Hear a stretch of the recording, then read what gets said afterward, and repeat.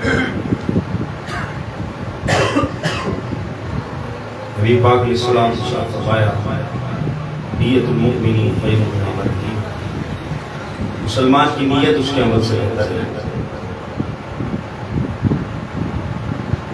ماشاءاللہ ہمارے وسیم بھائی کی بڑی کاوش ہے، اللہ تعالیٰ ان کی کوششوں کی کاوشوں کو قبول فرمائے۔ ہمارے ساتھ جو بھی ان کی ٹیم ممبران ہیں ان کو بھی اللہ تعالیٰ دارین کی برکت عطا فرمائے۔ کوئی بھی کام جب کیا جائے اس میں نیت کا بڑا دخل ہوتا ہے۔ اب یہاں ہم سب جمع ہوئے ہیں، ہر ایک اپنی نیت جانتا ہے کہ یہاں کیوں آئے، اور یہ ایسی بات ہے اگر اس پر غور کیا جائے سارا مدار ہی اسی کے اوپر ہے۔ مجھے وسیم بھائی نے فرمایا تھا کہ آپ کی مرضی ہے کہ یا تو نعت پڑھ لیں یا کچھ مدنی پھول پیش کریں۔ نہ میرا یہ شعبہ ہے بیان کرنے کا، ویسے ان کی محبت میں آ گئی، نہ میں علامہ ہوں نہ مجھے بیان کرنا آتا ہے، حقیقت بات ہے۔ اللہ تعالیٰ توفیق دے کہ وہ باتیں جو میں آپ سے عرض کروں آپ اس پر عمل کریں اور میں بھی اس پر عمل کروں۔ اللہ تعالیٰ ہمیں اس کی برکت سے دارین کی بھلائیاں عطا فرمائے۔ اعمال کا جو دار و مدار ہوتا ہے وہ نیتوں پر ہوتا ہے، اور نیت کسے کہتا ہے؟ کسی کو معلوم ہے نیت کسے کہتے ہیں؟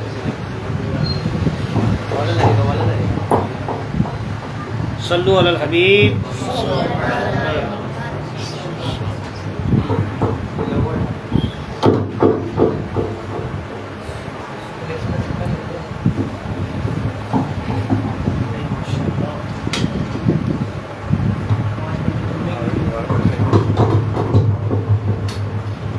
نعرہ تکبیر، نعرہ رسالت، نعرہ حیدری، نعرہ غوثیہ۔ درود پاک پڑھیں، اللہم صل علی سیدنا نیت دل کے ارادے کو کہتے ہیں۔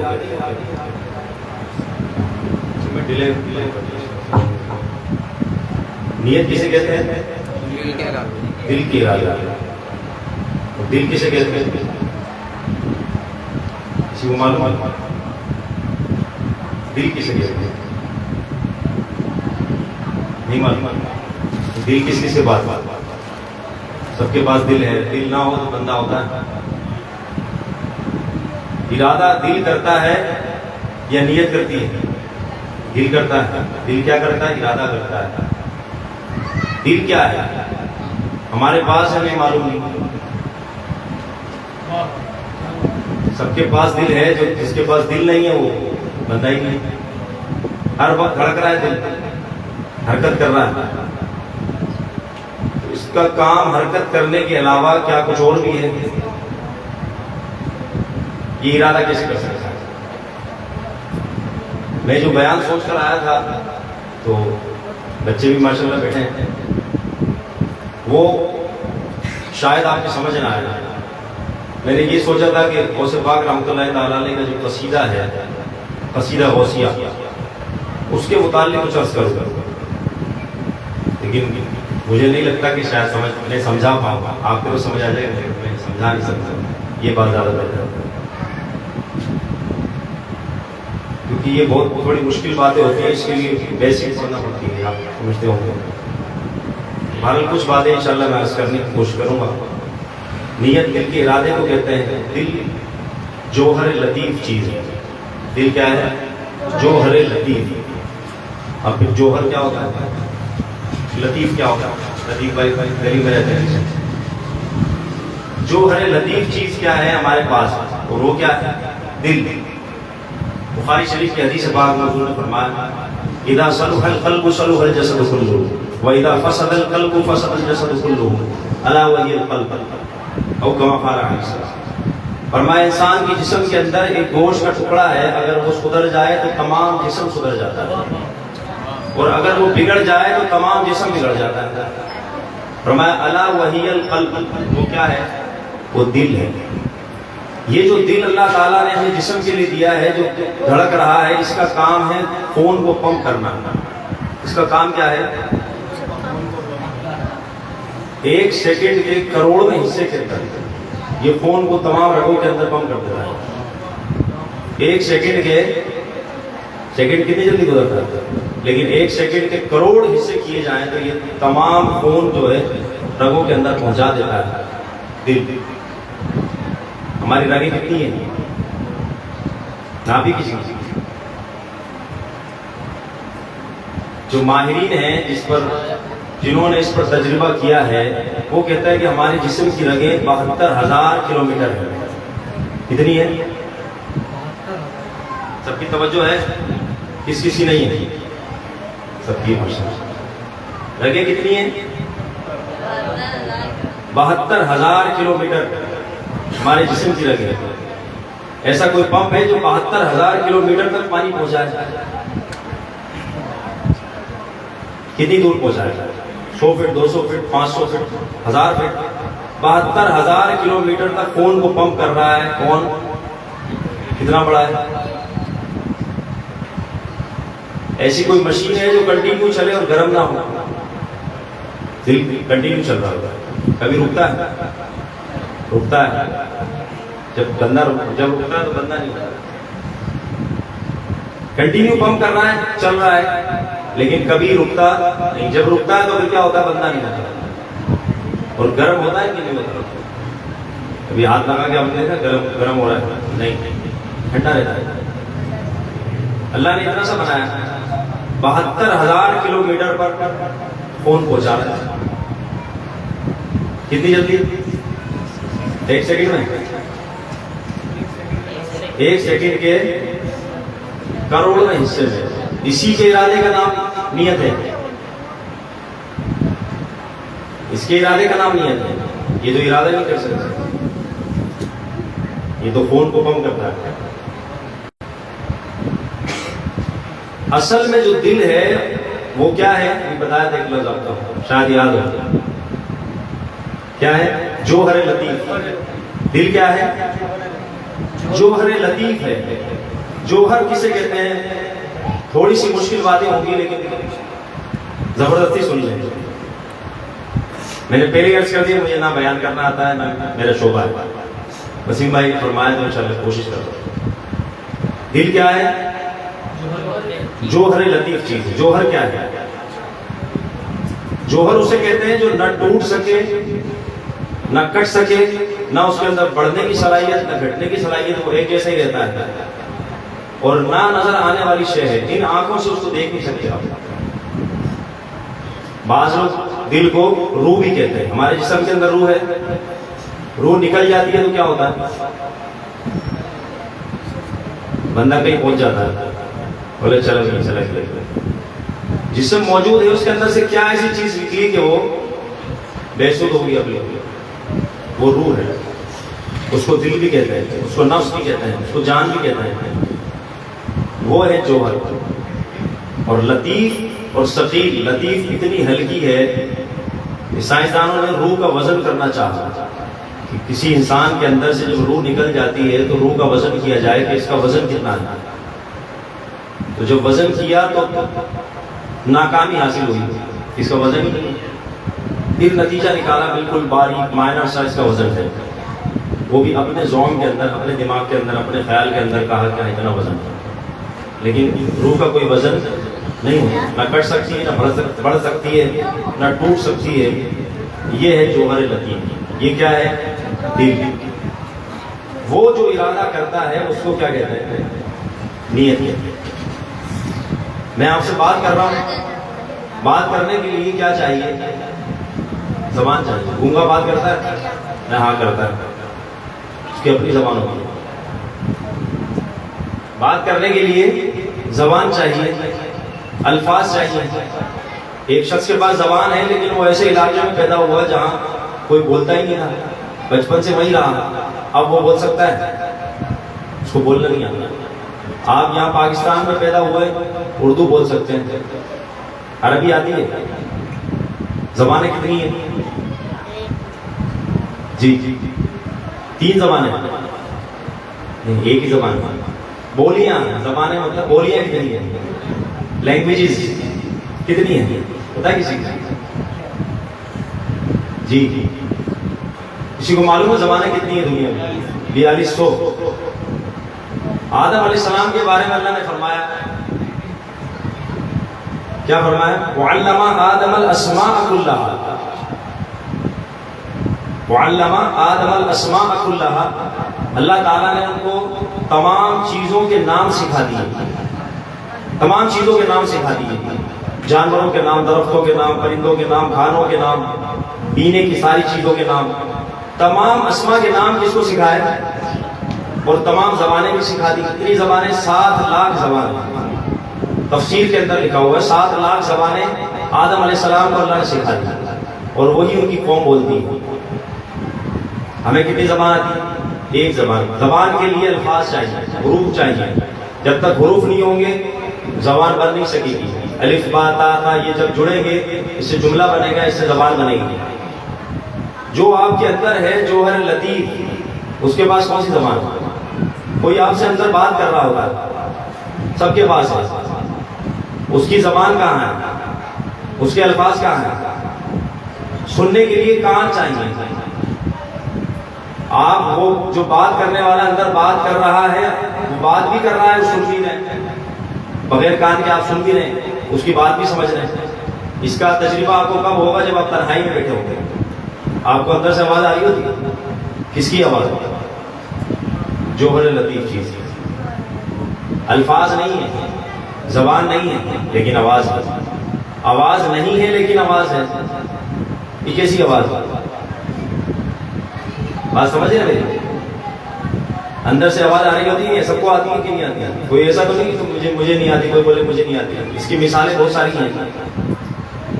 جب بندہ سو جاتا ہے کیا دیکھتا ہے؟ خواب دیکھتا ہے. دیکھنے کے لیے کیا چاہیے؟ بندہ آنکھیں کھول کے سوتا ہے کہ بند کر کے؟ آنکھیں بند کر دیا دیکھ کے سر. خواب ہر کوئی دیکھتا ہے؟ آنکھیں بند سوتا ہی آنکھیں بند کر کے، کوئی آنکھ کھول کے سوتا ہے؟ ہاں الو سوتا ہے. الو جو ہے آنکھ کھول کے سوتا ہے. اور جب الو مرتا ہے تو اس کی ایک آنکھ بند رہ جاتی ہے اور ایک کھلی رہ جاتی ہے. یہ بھی کتابوں کے اندر لکھا ہوا کہ اس کی جو آنکھ بند رہ جائے وہ نکال کر اور باندھ کر کپڑے کے اندر کسی کے گلے میں ڈال دیں تو وہ سوتا ہی رہے گا. الو کے اندر بہت ساری تاثیر اللہ نے رکھی ہے. یہ ٹاپک الگ چلا جائے گا، ورنہ اس پر بہت سارا کلام ہے الو کے بارے میں. بعض لوگ اس کو منحوس سمجھتے ہیں کہ الو کیا ہے؟ منحوس ہے جانور. ایسا نہیں سمجھنا چاہیے، بلکہ الو تو بہت اچھا جانور ہے. کیونکہ الو امام حسین رضی اللہ تعالیٰ عنہ سے محبت کرنے والا جانور. تو بہرحال انسان آنکھیں بند کر کے سوتا ہے، لیکن خواب دیکھ رہا ہوتا ہے تو کیسے دیکھ رہا ہے؟ مشاہدہ آپ نے سب نے کیا ہوگا. خواب میں جو دیکھ رہا ہے بولے وہ بتاتا ہے میں نے خواب دیکھا فلاں جگہ پہ جا رہا ہوں. کہاں گیا جگہ پہ؟ سو رہا تھا. بولے اس سے میرے سے پھٹا ہو گیا. کہاں پھٹا ہوا؟ لیٹا ہوا. ہاتھ ساکی نہیں. ایسا بھی ہوتا ہے بندہ اوپر سے گر رہا ہے، دیکھ رہا ہے خواب میں اوپر سے گر رہا ہوں اور بیڈ سے نیچے گر جائے. ہوتا ہے نا سر؟ بیڈ سے نیچے گر رہا ہے، اوپر سے گر رہا ہے، پتہ چل رہا ہے بیڈ سے. جسم تو یہاں پڑا ہوا ہے، دیکھ کون رہا ہے؟ وہ کیا ہے؟ دماغ ہے. دماغ کو بھی آپ نے دیکھا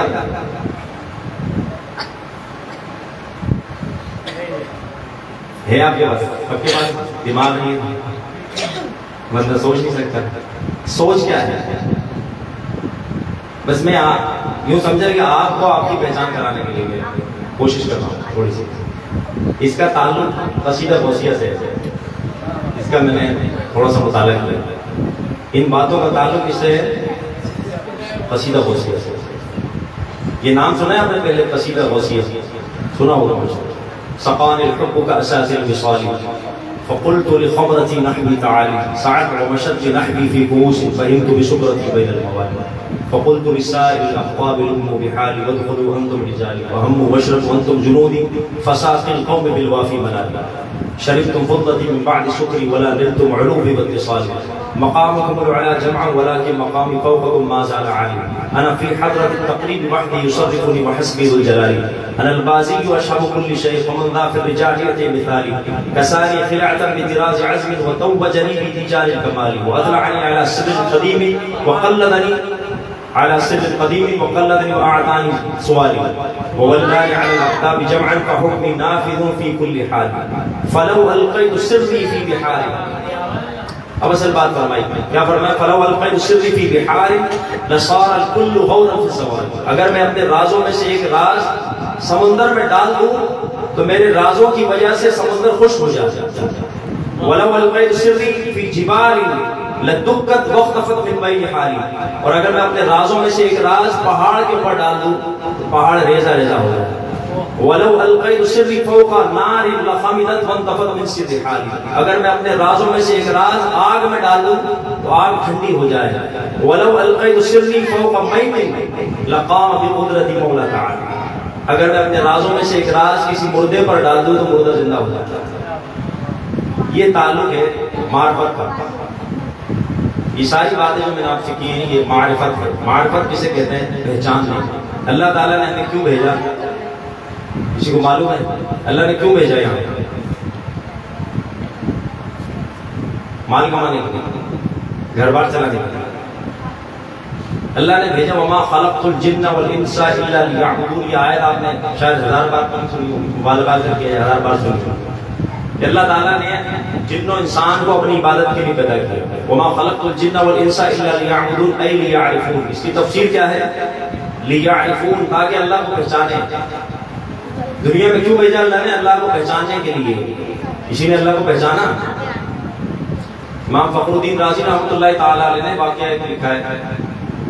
ایک بوڑھی عورت جو چرخہ چلاتی ہے، چرخہ گھما رہی. امام فخر الدین رازی نے لکھا ہے کسی بزرگ نے اس سے پوچھا کہ تم چرخے چلاتے رہتی ہو کہ اللہ کو کب پہچانا؟ کہا کہ ہاں پہچان لیا. کیسے پہچانا؟ تو کہا کہ چرخے کی مدد سے پہچانتا. اس چرخے کے ذریعے پہچانتا. اس سے اللہ کو کیسے پہچانتا؟ چرخہ چلانے سے اللہ کو پہچاننے کا کیا تعلق ہے؟ کہا کہ میں چلاتے رہتی ہوں، میں نے پہچان لیا کہ جب اس کا کوئی چلانے والا ہے تو کائنات کا بھی کوئی چلانے والا ہے. جب میں اس کو چلانا بند کر دوں گی یہ رک جائے گا. اگر کائنات کا چلانے والا کائنات کو چلانا بند کر دے کائنات بھی رک جائے گی. پھر پوچھا کہ اللہ تعالیٰ کو ایک مانا، اللہ تعالیٰ ایک ہے، اس بات کو تم نے کیسے پہچانا؟ کہا چرخے کی وجہ سے. کیسے؟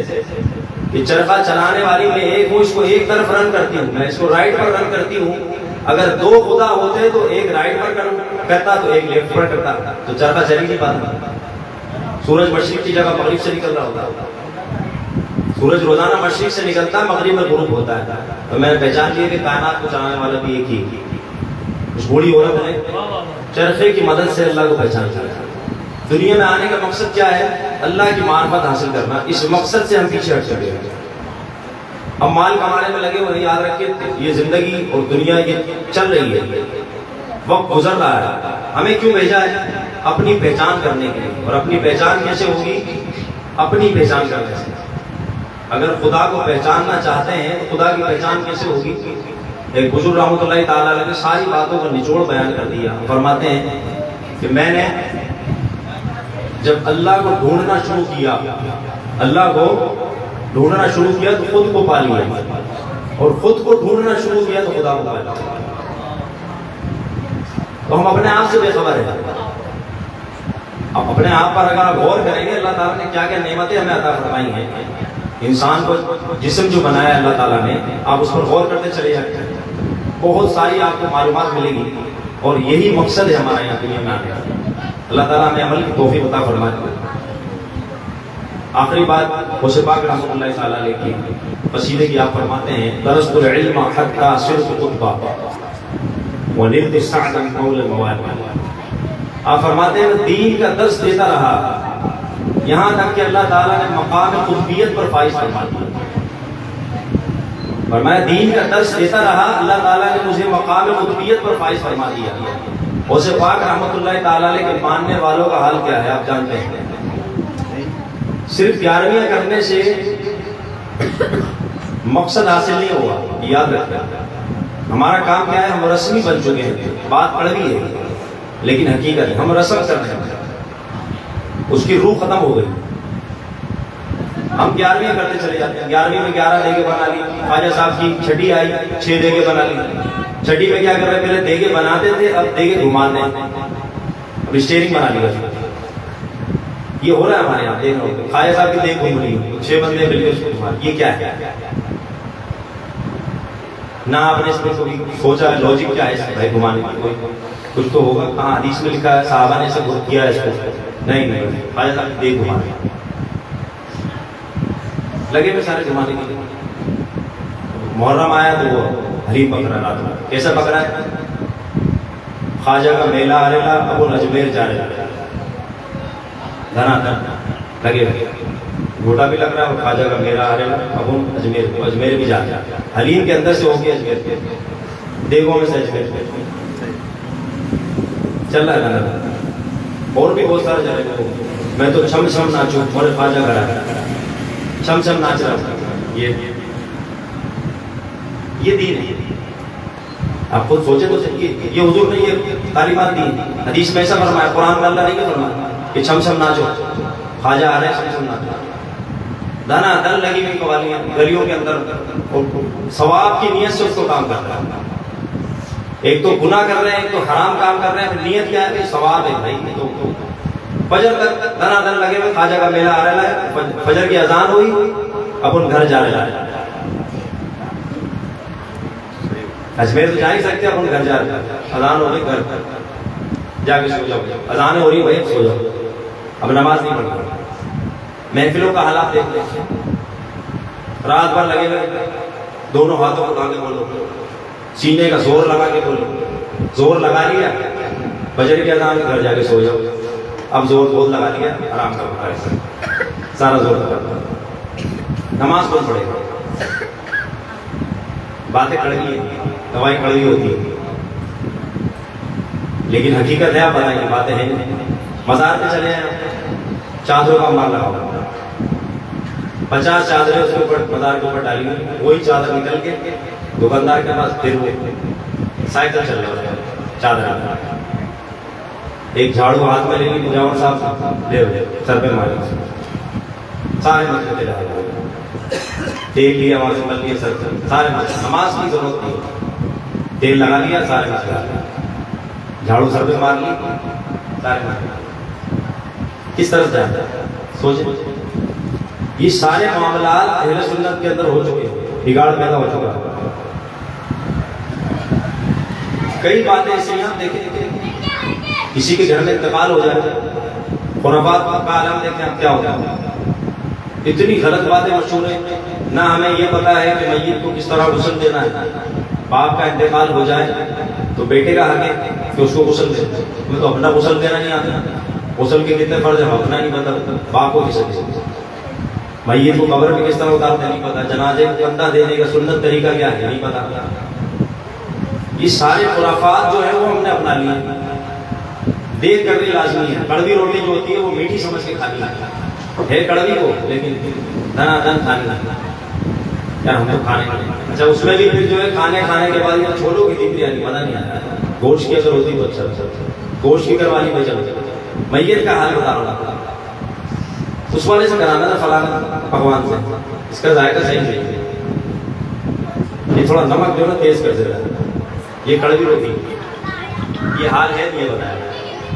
یہ کڑوی روٹی کرنے سے بہتر تھا کہ یہی پیسے آپ جو ہے کسی طالب علم کو کتابیں دلا دیتے ہیں، کتنا فائدہ ہوتا، جب تک وہ طالب علم کتاب پڑھتا رہتا آپ کے مرحومین کو ثواب ملتا، ابھی بھی آپ کر سکتے ہیں۔ ہمارے اہل سنت کے اندر مدارس کا حال آپ جا کر دیکھ لیں، مدارس تو بہت ہیں لیکن طالب علموں کا حال جا کر آپ دیکھ لیں کیا ہوتا ہے، اور دیگر جو مسلک والے ہیں ان کے مدرسوں کا حال دیکھ لیں، ان کی مسجدوں کا حال دیکھ لیں، ہماری مسجدوں کا حال دیکھیں آپ کیا ہے، جگہ جگہ چندہ مانگتے پھر رہے، کیوں؟ ضرورت کیوں پیش آئی؟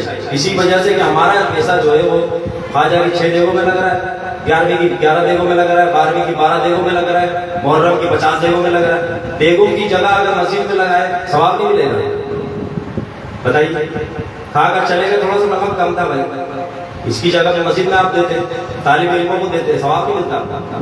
کسی طالب علم کو آپ ایک کتاب دلا دیں گے، جب تک پڑھتا رہے گا ثواب ملے گا. قرآن پاک مسجد میں بہت سارے رکھے ہوتے ہیں، اگر آپ بھی ثواب کی نیت سے رکھتے ہیں کہ ثواب ملے گا. قرآن پاک خالی رکھنا نہیں ہے، پڑھنا بھی ہے اس کو. خالی آپ نے 20 قرآن رکھ دیے اور پڑھا ہی نہیں، چومتے ہیں اس کو قرآن پاک. کسی کی شادی ہوتی ہے سر پہ رکھتے ہیں کہ بیٹا اس کو جو سایہ سر پہ رہے، سایہ ہی سر پہ رہے، پڑھنا نہیں ہے اس کو. پڑھنے کا کون بولے گا؟ صرف سایہ رکھنا بیٹا. وہ ایسا سایہ رکھا کہ اس کے اوپر مٹی دھول گرد ساری زندگی سایہ نہیں ہو، کبھی دھوپ میں نہیں آنے دیے سایہ، پڑھا کبھی نہیں. اب قرآن پاک پڑھے، نماز سے رشتہ جوڑے، قرآن سے اپنا رشتہ جوڑے، سارے مسائل کا حل ہو جائے. بابا ہمارے بہت سارے جگہ جگہ آستان ہیں، اتنے آستان ہیں کہ سب کی آس سے ختم ہو کے تانے بجے ہوتے، سب کی آس سے ختم، صرف تانے ہی تانے. یہ والے بھی تانے ہیں، وہ والے بھی تانے ہیں، اگر سمجھ آئے جائے. آس ختم، فلانے بابا ہیں، فلانے بابا کے پاس چلے جاؤ، تالے والے بابا ہیں، وہ سائیکل والے بابا، وہ گھوڑے والے بابا، فلانی سرکار، دن کی سرکار، ساری سرکاریں ادھر ہی آ گئی. وہ سرکار جو بیٹھی بڑے گدی نشین ہے، وہ حضرت کے پاس بڑی گدی ہے، اتنی اونچی گدی پہ بیٹھے ہوئے. ان سے پوچھو غسل کے کتنے فرض ہیں؟ ہم تو غسل دل میں کرتے تھے، کھانا یہ بیٹھ کے کھاتے ہیں، دل میں غسل ہے. کھانا آپ کے ساتھ بیٹھے گا لیکن نماز دل میں نماز پڑھتے. ہمارے کو ضرورت نہیں نماز، پانچوں نمازیں ایک مدینے میں، ایک بغداد میں، ایک اجمیر میں، ہمیں نماز کی ضرورت ہے. اور ایسے باباؤں کے پاس کسی بابا کو دیکھو بال ان کی لمبے بال، بابا ہی بابی. یہ بات بولتے حضرت کی، حرام کام کر کے ان کے اس پر درہ یہ ہے کہ ان سے حضرت ہاتھ جوڑ لے، ہاتھ ملا رہے ہیں، شرم آنی چاہیے. ایک تو وہ حرام کام کر رہا ہے، اس کو پروموٹ کر رہا ہے. حضور علیہ السلام نے فرمایا کہ حرام ہے کندھوں سے نیچے بال رکھنا، حرام ہے. وہ حرام کام کر رہا ہے، اسے کندھوں سے نیچے کا، اس کو پھولوں سے نیچے کر دیا، اس پر بھی جو ہے حضرت چوم رہے ہیں اس کے ہاتھ. یہ کیا ہے؟ علم کی کمی ہے. اپنے رشتے کو قرآن پاک سے جوڑیں، علم سے، حدیث سے جوڑیں. آپ قرآن پاک یقین مانیں 3 آیت ترجمے کے ساتھ پڑھیں، آپ کے مسائل نہ حل پھر آپ بولیے. ہمیں یہ سکھا دیا گیا کہ بھائی کوئی مصیبت آئے، پکارنا کس کو ہے؟ غوث پاک کو پکارنا، مولا علی کا پکارنا، بس اللہ کو نہیں پکارنا. اب بولیں گے دیوبندی والی باتیں کر رہے ہیں، دیوبندی والی باتیں نہیں، یہ حق بات ہے. اللہ کو پکارنا تو مانا تھوڑی. حدیث میں کیا فرمایا حضور نے؟ جوتے کا آپ کا تسمہ بھی ٹوٹ جائے وہ بھی اللہ سے مانگو. جوتے کا تسمہ ہوتا ہے کیتا، وہ بھی ٹوٹ جائے، کس سے مانگو؟ اللہ سے مانگو. یہ نہیں بولے وہ غوث پاک سے مانگو. مانگنا ناجائز نہیں، میں یہ نہیں کہہ رہا کہ غوث پاک سے مانگنا ناجائز ہے، لیکن اللہ سے ہم مانگتے ہی کب مانگتے ہیں؟ ہر بات اللہ سے بولے آپ، اللہ یہ مسئلہ ہو گیا، اللہ میرے درد ہو رہا ہے، میرا درد ٹھیک کر دے. یا اللہ میرے پاس پیسے نہیں، پیسے اللہ کرا، اللہ نہیں دے گا. بندے کس کے ہیں؟ اللہ کے بندے. غوث پاک سے مانگنا ناجائز نہیں، یہ نہیں کہہ رہا، لیکن اللہ سے کب مانگیں گے؟ اللہ سے. قرآن پاک پڑھیں، نماز پڑھیں، یہ وہ باتیں ہیں. چند باتیں آپ سے عرض کر دی، بہت زیادہ ہو گیا. اللہ تعالیٰ عمل کی توفیق عطا فرمائے. کوئی بات اگر بری لگی ہو تو معذرت. ماشاء اللہ ہمارے سلیم بھائی آج ان شاء اللہ کلام پیش کریں گے. اللہ تعالیٰ حاضر